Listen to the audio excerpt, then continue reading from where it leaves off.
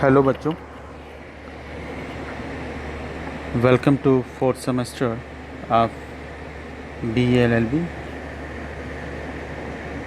and I hope that you will be safe in your home and fit and fine. Now we have to start the constitutional law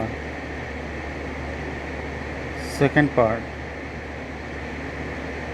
which is in the syllabus of BLLB fourth semester. जैसा कि आप third semester में constitutional law के first part को पढ़ चुके हैं, वहाँ से आगे के बचे हुए सिलेबस को हम फोर्थ सेमेस्टर में कॉन्स्टिट्यूशनल लॉ सेकंड के रूप में पढ़ेंगे. And the first topic of our this part is the definition of state under Article 12 of the Constitution. It's a very important topic and you have to know that what is the definition of the state. But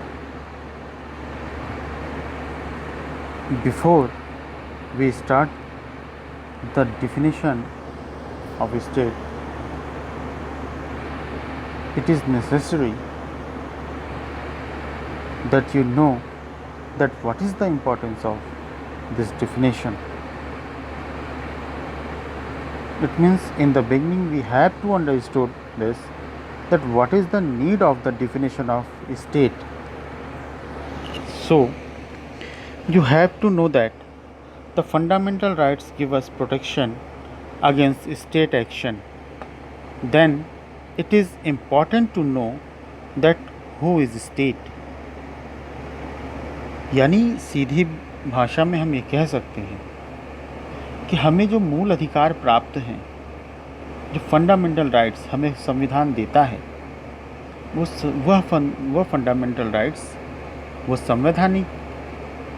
संविधान के द्वारा दिया गया मूल अधिकार राज्य के विरुद्ध प्राप्त है. Then it is important to know that who is state. इसलिए ये जानना ज़रूरी है कि राज्य कौन है या किसे हम राज्य मानेंगे. अगर हम सीधी भाषा में बेयर की बात करें, बेयर प्रोविज़न की बात करें,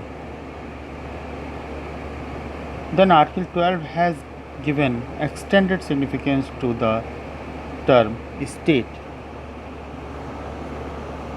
Okay?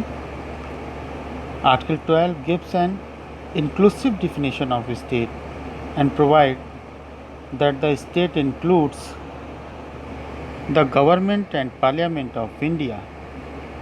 Second, the government and the legislature of each of the states. And the third is all local authorities. And the fourth is other authorities within the territory of India are under the control of the government of India. अनुच्छेद 12 का जो विस्तार है वह राज्य की परिभाषा में तमाम चीज़ों को जोड़ता है. ये एक इंक्लूसिव डिफिनेशन है स्टेट की. सामान्य रूप में सीधी तौर से इसमें कहा गया है कि भारत सरकार और संसद राज्य हैं. ठीक है, the government and parliament of India is state. दूसरे नंबर पर राज्य सरकारें और राज्य विधानमंडल वह भी राज्य है. ठीक. तीसरे नंबर पर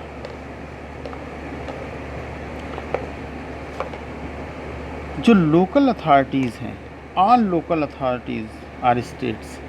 जितने भी स्थानीय प्राधिकारी हैं वे सब के सब राज्य की परिभाषा में आते हैं. The local authorities refer to authorities like municipalities, district boards, panchayat, improvement trust, etcetera etcetera. ठीक है, यानी नगर पालिकाएँ, डिस्ट्रिक्ट बोर्ड, ग्राम पंचायत, ये सब जो हैं ये स्थानीय प्राधिकारी हैं। सामान्य भाषा में समझने के लिए कहा जाए तो वे सभी प्राधिकारी जिन्हें विधि, उपविधि, आदेश, अधिसूचना, इन सब के निर्माण करने की और जारी करने की शक्ति होती है। ठीक है, they can make the law and they can enforce the law, but they are not the government and the Parliament of India, and not the government and the legislature of each of the state. They are local authorities. ठीक है, वे स्थानीय प्राधिकारी हैं।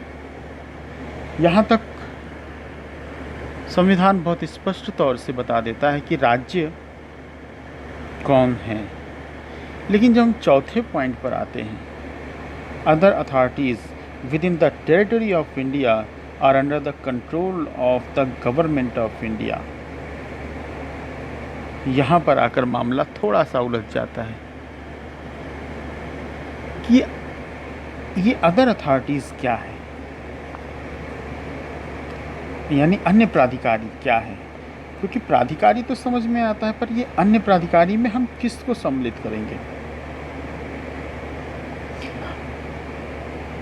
तो अन्य प्राधिकारी शब्द की व्याख्या संविधान तो नहीं करता, लेकिन हमारे कुछ जुडिशियल प्रिंसिपल्स, जुडिशियल डिसीजंस और इंटरप्रिटेशन के रूल्स हैं, जिनके माध्यम से हम अदर अथॉरिटीज़, अन्य प्राधिकारी की व्याख्या करते हैं। इस क्रम में जो अदर अथॉरिटीज़ वर्ड है,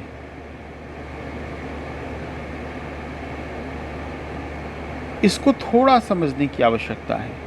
the term other authorities under article 12 has been given a wide interpretation due to the changing role of the state. Today the state performs a variety of functions and has become the largest provider of services, assuming the role of a welfare state. ये जो term other authorities है, अन्य प्राधिकारी है, इसको एक विस्तृत दायरे की ज़रूरत है अनुच्छेद 12 में, क्योंकि आज का जो समय है वह एक लोक कल्याणकारी राज्य का है, और ये लोक कल्याणकारी राज्य बहुत से ऐसे कर्तव्य हैं जिनका निर्वहन करता है, बहुत सी ऐसी ड्यूटीज़ हैं जिनको वो परफॉर्म करता है, और एक लार्जेस्ट प्रोवाइडर ऑफ सर्विसेज के तौर पर वो कार्य करता है। तो निश्चित तौर पे राज्य का दायरा बढ़ता जा रहा है, और जब राज्य का दायरा बढ़ता जा रहा है तो उस बढ़ते हुए दायरे के अनुसार राज्य की परिभाषा में भी वृद्धि होगी, और इस वृद्धि के लिए कुछ ऐसे प्रिंसिपल्स होंगे जिनके आधार पर हम ये तय कर सकते हैं कि अन्य प्राधिकारी में कौन सम्मिलित होगा।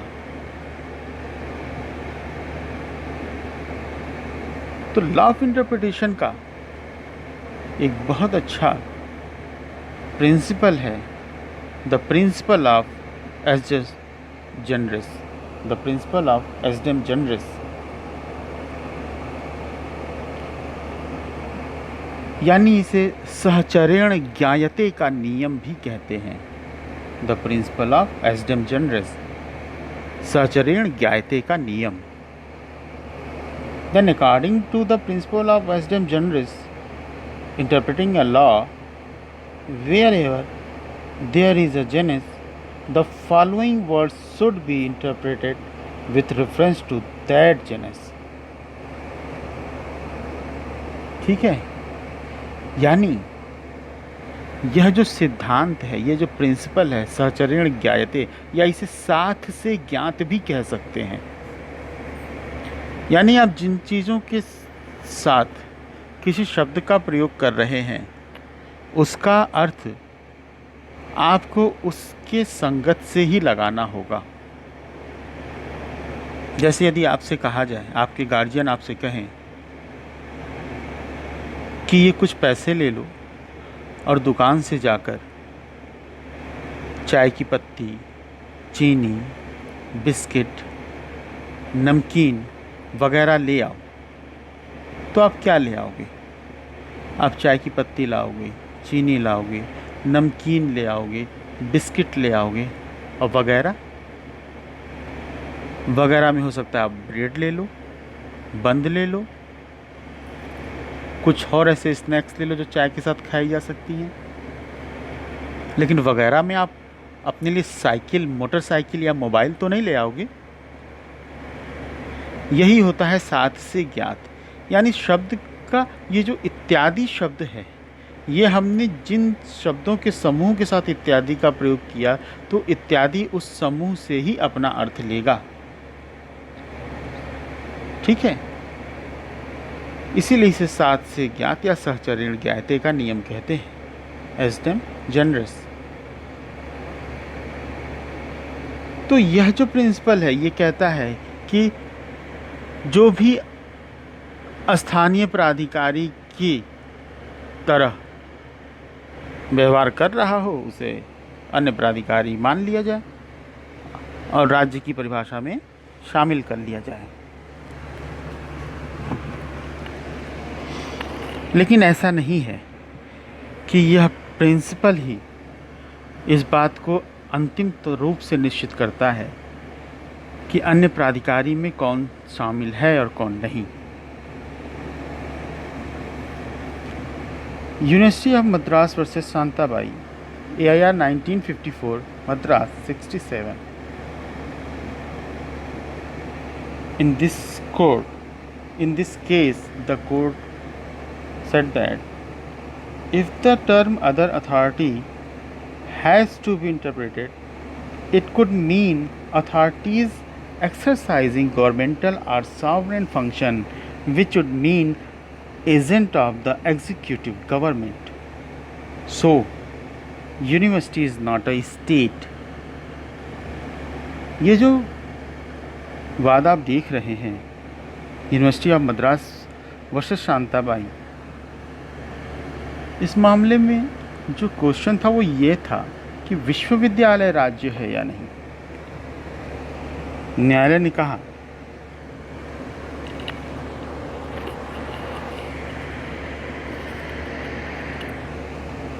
कि authorities exercising governmental or sovereign function, which would mean agents of the executive government. यह जो टर्म इस्तेमाल किया कोर्ट ने कि जो शासकीय या संप्रभु शक्ति का प्रयोग करता हो वही अन्य प्राधिकारी या राज्य यानी राज्य माना जाएगा। चूँकि विश्वविद्यालय ऐसी शक्तियों का प्रयोग नहीं करता इसलिए वो राज्य नहीं है। हालांकि Ujjambai versus state of UP, AIR 1962, supreme court 1621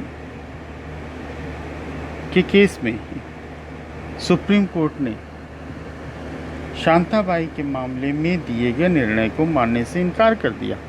in this case supreme court refuse to accept the decision of Shantabai case. और electricity board of Rajasthan versus Mohanlal, AIR 1967, supreme court 1857.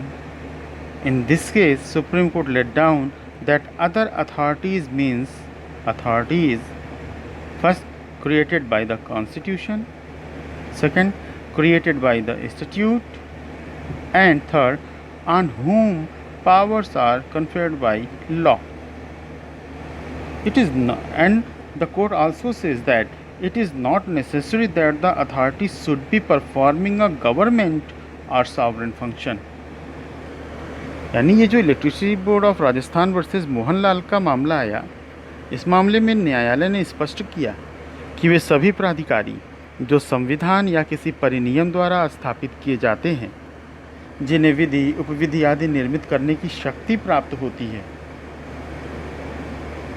वे राज्य हैं, और यह आवश्यक नहीं है कि वो शासकीय या संप्रभु शक्ति का प्रयोग करते हों। It is not necessary that the authorities should be performing a government or sovereign function. ठीक है, तो ज़रूरी नहीं है, वो राज्य माना जाएगा। So, इसलिए on the basis of Mohanlal case, in the case of Umesh versus BN Singh AIR 1968 Patna 3, the court said that university is state. और इसीलिए electricity board of Rajasthan versus Mohanlal के निर्णय के आधार पर उमेश वर्सेस BN सिंह के मामले में पटना हाई कोर्ट ने विश्वविद्यालय को राज्य मान लिया, क्योंकि मोहनलाल केस का डिसीजन उस समय प्रभावी हो गया। इसी तरीके से इन the same manner Sukhdev Singh versus Bhagat Ram AIR 1975 supreme court 1331 के मामले में कोर्ट ने कहा कि oil and natural gas commission, industrial finance corporation and life insurance corporation और स्टेट, यानी जीवन बीमा, यानी तेल और प्राकृतिक गैस आयोग, कारखाना वित्त निगम, जीवन बीमा निगम, ये सभी राज्य हैं। प्रिंसिपल वही मोहनलाल वाला चला आ रहा है, क्योंकि उस ग्राउंड पर जो कोर्ट का ऑब्जर्वेशन रहा, उसने ये तय करना प्रारंभ कर दिया कि कौन राज्य है और कौन राज्य नहीं है, who is state and who is not.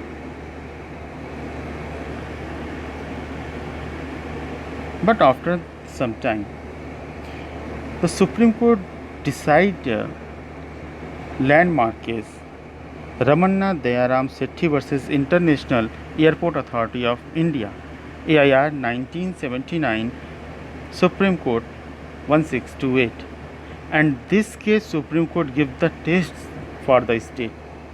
उसने एक मानक बना दिया, आप टेस्ट करिए ये मानक पूरे होते हैं या नहीं।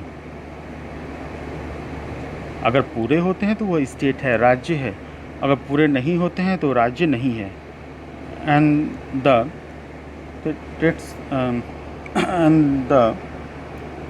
Test are first, if the entire share capital of the corporation is held by the government. Second, if the government have a financial control upon the corporation. Third is, if the corporation enjoy state conferred or state protected monopoly status. Fourth is deep state control. Fifth is, if the function of the corporation is of public importance and closely related to government function. And the last is, if the department of government is transferred to corporation. If the answer is yes, then the body is state. ठीक है, if the body satisfy all above test, that is state. यानी ये जो दयाराम सेठी का ये जो मामला रहा, रमन्ना दयाराम सेठी का मामला जो रहा, इस मामले में सुप्रीम कोर्ट ने जो ये मानक बना दिए, इन मानकों के आधार पर अब इस बात को परखा जाएगा कि क्या ये मानक पूरे होते हैं। अगर ये मानक पूरे हो रहे हैं तो वह संस्था स्टेट है, राज्य है अन्य प्राधिकारी के तहत, और अगर ये मानक पूरे नहीं होते तो फिर अन्य प्राधिकारी के तहत वो राज्य नहीं है। ठीक है, यानी मानक क्या है, क्या जो कैपिटल है उस सरकार के द्वारा धारित किया जा रहा है, पूंजी क्या सरकार के द्वारा धारित किया गया है, क्या जो फाइनेंशियल कंट्रोल है कॉरपोरेशन पे वो सरकार का है,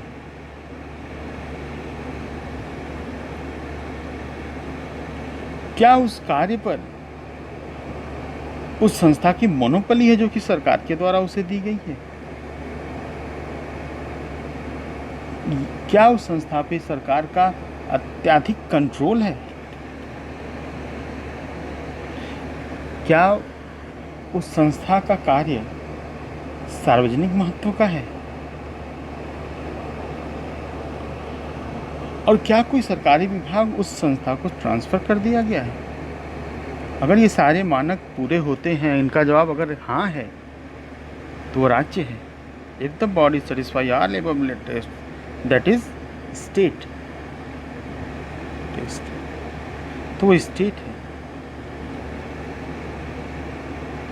तो राज्य की ये जो परिभाषा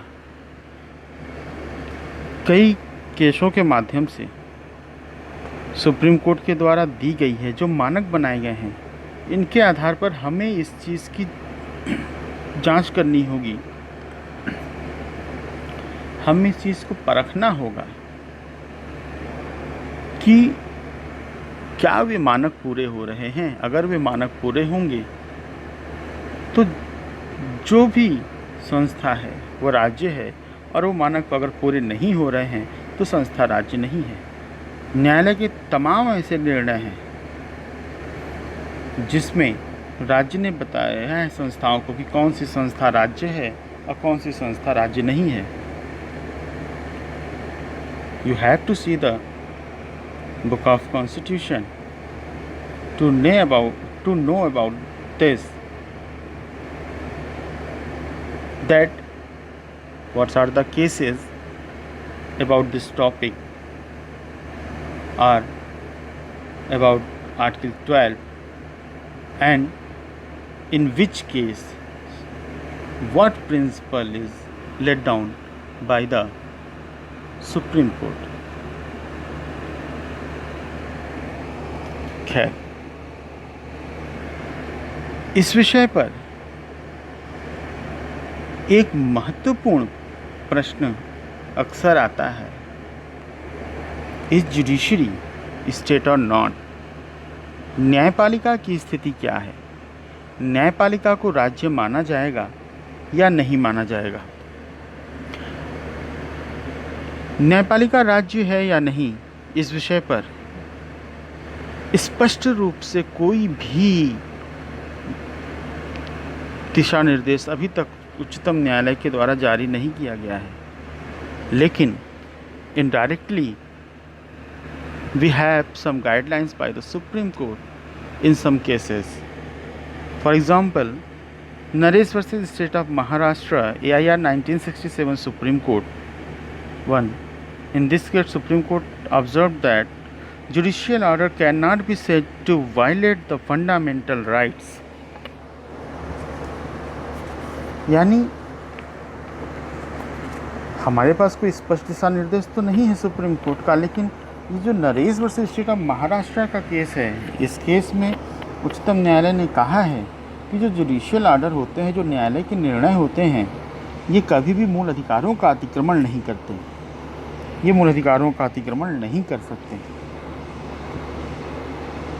and in the same way AR Antulay versus RS Nayak, AIR 1988 Supreme Court 1531, the Supreme Court said that no final order of court can be challenged under Article 32 of the Constitution.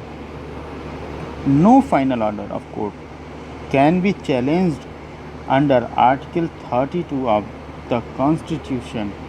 यानी AR अंतुले के मामले में सुप्रीम कोर्ट ने स्पष्ट रूप से इस बात के लिए मना कर दिया है कि न्यायालय के आदेश को अनुच्छेद 32 में चुनौती नहीं दी जा सकती, यानी मूल अधिकारों के वायलेशन के आधार पर न्यायालय के निर्णय को चुनौती नहीं दी जा सकती। तो निश्चित तौर पर न्यायालय का ये इशारा है कि न्यायालय राज्य की परिभाषा में नहीं आता है, यानी अनुच्छेद 12 में बताई गई अदर अथॉरिटीज़ की सीमा से बाहर है।